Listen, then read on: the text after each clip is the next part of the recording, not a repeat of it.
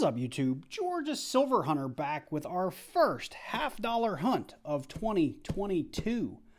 Today I was able to pick up two $half boxes from my local Fifth Third Bank. They use Brinks. That's why we get these little black cube boxes. Some people call them the poker chip boxes. But I think last year, I don't keep really good track of this stuff, but last year I had way more luck getting silver out of these boxes than the Wells Fargo Slim Yellow Rolls. So I always get excited when I'm able to get these. We're going to jump right into these rolls. Let me get one of these boxes off the table and we'll do an unboxing and we'll get started.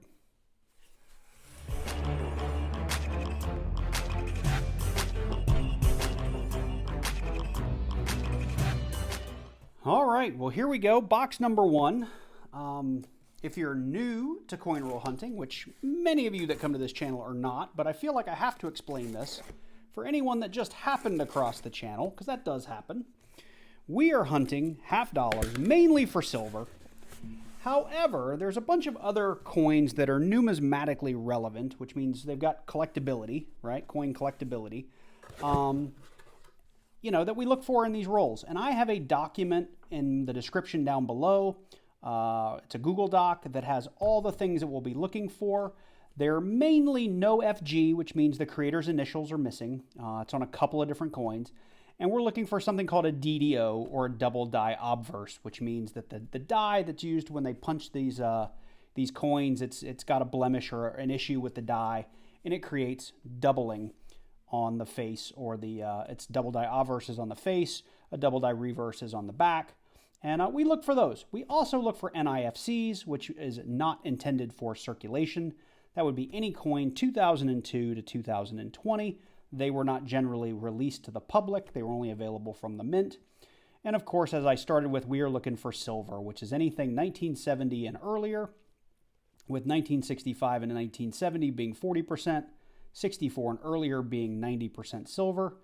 And you can occasionally find some San Francisco silver proofs. So that the last thing I guess I should mention is proofs. They have a mirror-like finish. You'll know them when you see them. If we find anything like that, I'll be sure to bring you in and explain what we found. But I feel like it's worth going through, especially here we are in the first video of the year. So if you're new to the channel, you know what we're doing here, and it's not just some crazy guy opening rolls of change. So let's do the first roll together. Let's see what we've got. Let me put my glasses on so I can see. I don't just edge hunt. Some people do. But you can usually tell a lot about what's in the roll based on the edges. Like this one had a super shiny edge, so I wanted to check that out. It is just a 1999. The rest of this reads clad, and if I find any silver, I will bring you in and show you what those edges look like. But for now, I can almost guarantee you there's nothing interesting in here. I will go through them one by one and bring you in on the next roll that has anything interesting. See you soon. So I just got the paper off of roll number 5, and I thought I'd bring you in because I was talking about the edges there just a minute ago, and you can see this one here is a little bit shinier, a little bit nicer than all the rest of them. And I already looked just to make sure I was right, but when you pull that out, you can see this is a 2009 Philadelphia. So this is a NIFC coin, not intended for circulation. You can tell it's been pretty badly circulated. It's not in great shape. So this, not any real big value here, but if you were trying to fill out a Kennedy $half album, that would be a coin that might be a little bit hard to find. You might go through lots and lots of boxes of halves before you ever found one. So we made it through the top rack of that box, and we did find a couple more NIFCs. We had a 2003 Philly, a 2009 Philly that I did bring you in for, and a 2014 Denver, all in pretty heavily circulated condition. I would put these in a book only if I didn't have a better one. Otherwise, these would be things that I definitely would not hang on to. And I did get a 2021 D. These, I think, technically are not considered NIFC because boxes and boxes and boxes of these things were released to the public. So far, in the first half of the box, we do have 3 NIFCs and a 2021 D, which I just pulled because I know so many people have been getting them. I have never experienced the angst of getting an entire box of them, though, so thankfully that's not happened. But when we did get to the bottom rack, and hopefully this will show up on the camera all right, but I got what appears to be something silvery. I'll see if I can move that around a little bit. Maybe it'll show up on camera. But I got something that looks a little white and a little silvery right here. So we'll start the bottom from here and go this way. So on whatever the 6th or 7th roll of the bottom rack, hopefully that'll be silver and we'll bring you in for that. Otherwise, I'm going to start opening rolls and I'll bring you in at our first find that is not an NIFC. All right, well, we're on roll 32. I think this could be silver. It could just be that it's maybe somebody painted it or made it a little bit whiter than the other ones, but you can see, hopefully, the difference here. Let's get this unwrapped together. It doesn't have a mint mark on the back, so it's not a 1964. So if it is silver, it will be 40%. And it is silver. You can see from the edge there, it is a 1967 Philly. The absence of a mint mark means it is a Philly. And you can hear it. The sweet sound of silver. All right, so we got one silver on the box. We'll take it. Hopefully that means there's good news for the rest of the bottom half.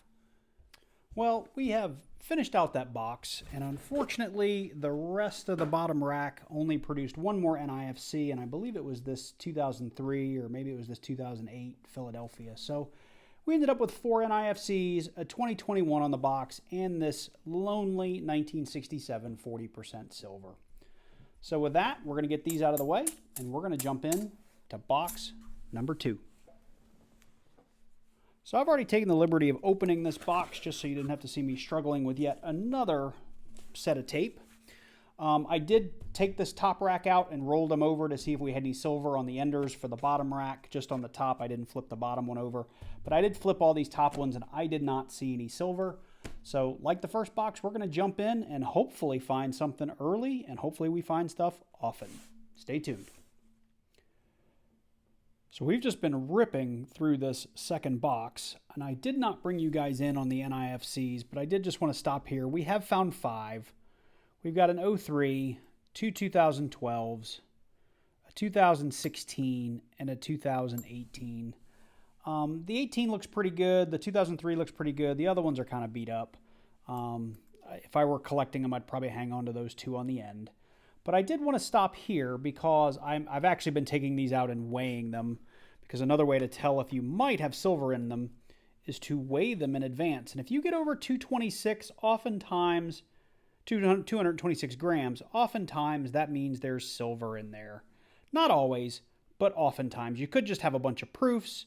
You could have a bunch of NIFCs that are just really, really clean.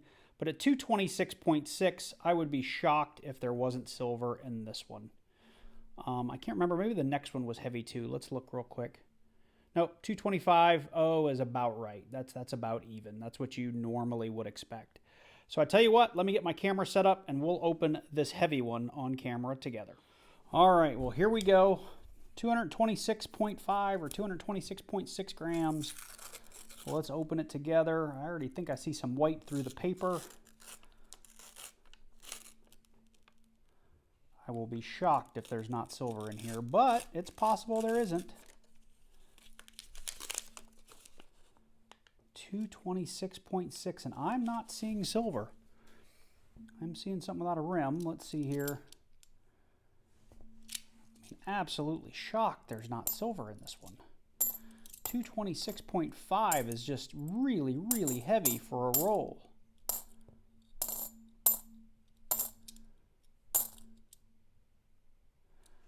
Well, let's put that one aside. That's one I would probably check for a DDO. Maybe both of these 1971s. That is just amazing that roll. Weigh it without the paper. Maybe it just had an extra wrapping of paper on it. I'm just absolutely shocked there's not silver in there. No, it's just a heavy roll.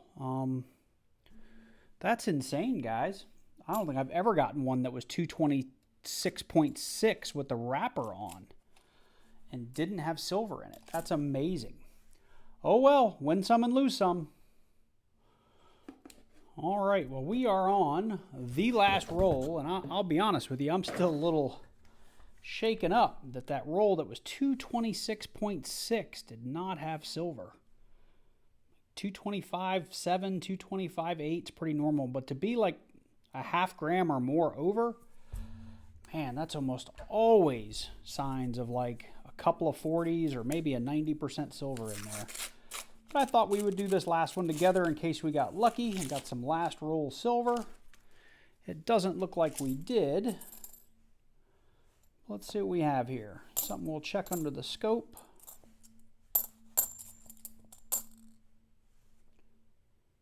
$82p, but it has an FG. 2000.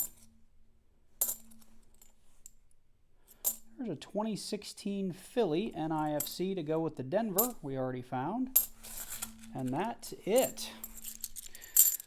So this was what a lot of people would consider a skunk box. We did end up with, what is that, 3, 6, 7, 8 NIFCs. I do have a small pile of 71s and 74s and 73, well, they're all Denvers. 71D, 73D, and 74D, and a 77D that we'll be looking at for DDOs. So I'm going to get those under the scope. If we find something, we'll bring you in. Otherwise, we'll just head into a wrap-up. All right, well, we went through all of our potential variety coins, and we didn't find anything. To move on and wrap up the two boxes, we did end up with a bunch of NIFCs between the two boxes. We had two 2003s, a 2008, 2009, two 2012s, two 2014s, two 2016s, an 18, and then a 2021, which really isn't an NIFC, but it's a current year, last year, $50 in pretty darn good condition. The star of the show would be this one 1967 40% $50. I haven't looked at silver today. I understand it was down, but these are, I want to say, typically a couple $2 or $3 in melt value, but you'd have to check the latest spot price today. So if you were curious about value, this isn't worth $100 or anything like that. If you're new to coin roll hunts, it's just worth a couple of bucks in silver. So that's it. That's our 2-box hunt. Not a bad start to 2022. We did find silver, so I can't be mad at that. I'm happy to have found some in box number 1. I'm going to do a better job this year of keeping track of the total number of boxes I open, whether I do them on camera, off camera, or on live streams, and I'd like to report that in these videos. Just because I know a lot of people do beginning and end of year recaps.